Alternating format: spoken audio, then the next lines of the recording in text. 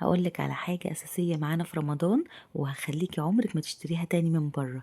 الزبادي يا جماعة هنعملها النهاردة. مش قادرة أقولك سهلة ازاي، بجد في 5 دقايق هتكوني عملتي أحلى زبادي في الدنيا. مش هتشتريها خالص وهتعمليها بكمية حلوة جدا.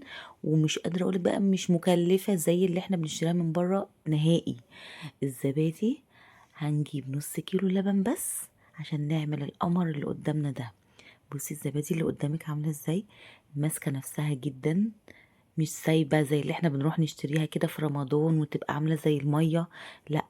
وكميتها بصي العلبه اللي في ايدي اصلا، الكوبايه اللي في ايدي دي اصلا بقيمه كوبايتين من اللي احنا بنشتريهم من بره. يعني مش هقولك بقى مثلا ايه، لا قليله او هتكلفنا، لا مش كده خالص، ده هي موفره وطعم احلى بقى بكتير، مش قادره اقولك بجد خطيره. هنجيب اول حاجه دلوقتي بوله، وهننزل فيها بعلبه زبادي بلدي، بس لازم تكون بلدي. وهننزل عليها بكيس لبن بودره. اللي انا بعمله ده دي الخميره اللي هتعمل لي الزبادي. وهنزل بمعلقه سكر، انا عايزه معلقه كبيره سكر. ما تخافيش مش هتبان في الطعم.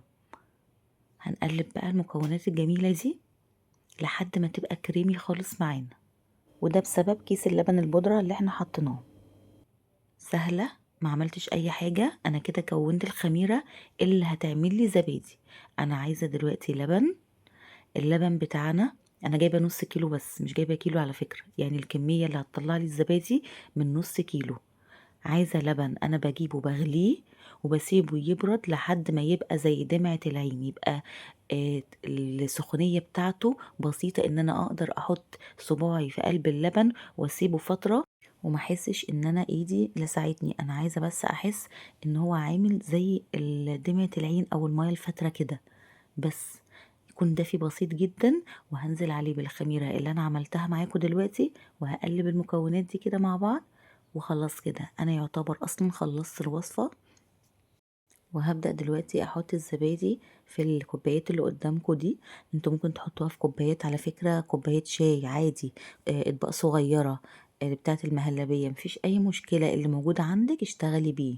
مش معنى ان انت ما عندكيش الكوبايات ديت يبقى انت مش هتعملي زبادي، لا عادي خالص.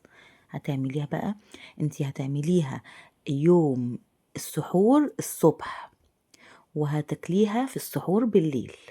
انت هتعمليها الصبح وتسيبيها، وهقولك هنسويها ازاي دلوقتي، وبالليل هتتسحري بيها. لو يوميا عايزة تعملي زبادي بنص كيلو لبن، هتعمليه الصبح وهتتسحري منه بالليل. مش هقولك اعملي قبلها بيوم. انا دلوقتي الكمية اللي قدامي عملت قد ايه؟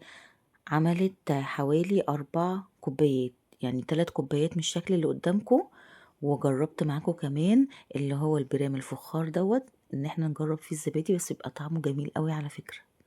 يعني لو عندك منه اعملي منه الزبادي فيه. هحط دلوقتي بقى الكوبايات اللي انا مليتها زبادي دي واحطها في صينية.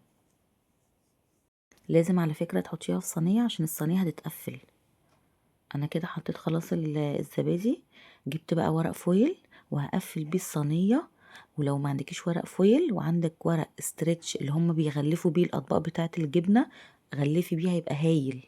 هيكتملك الدنيا بقى الحرارة، وهيبقى تحفة بجد. وانا بقفلها كده كنت قايدة الفرن علشان يدفى. وبعد كده هسيب الزبادي في الفرن من 4 ل5 ساعات. بس انا بعد ما قدت الفرن ودفيته طفيت الفرن تاني، وهحط بقى الزبادي دي في قلب الفرن واسيبه من 4 ل5 ساعات. انا بعد 4 ساعات حسيت ان هو لسه ما جمدش شوية. هو جمد بس ما كانش جمد قوي، فانا رحت قايدة الفرن تاني شوية دفيته، ورحت مدخله الصينية تاني كمان مرة، وسبته فيها كمان 4 ساعات. يبقى انت لو عملتيه الصبح هتتسحري منه بالليل.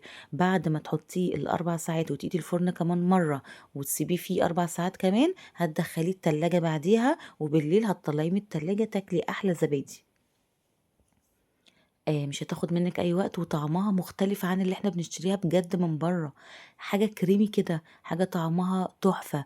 طعمها اللبن باين فيها جدا، حاجة بنظافة انت عاملاها في البيت وعارفة عاملاها ازاي.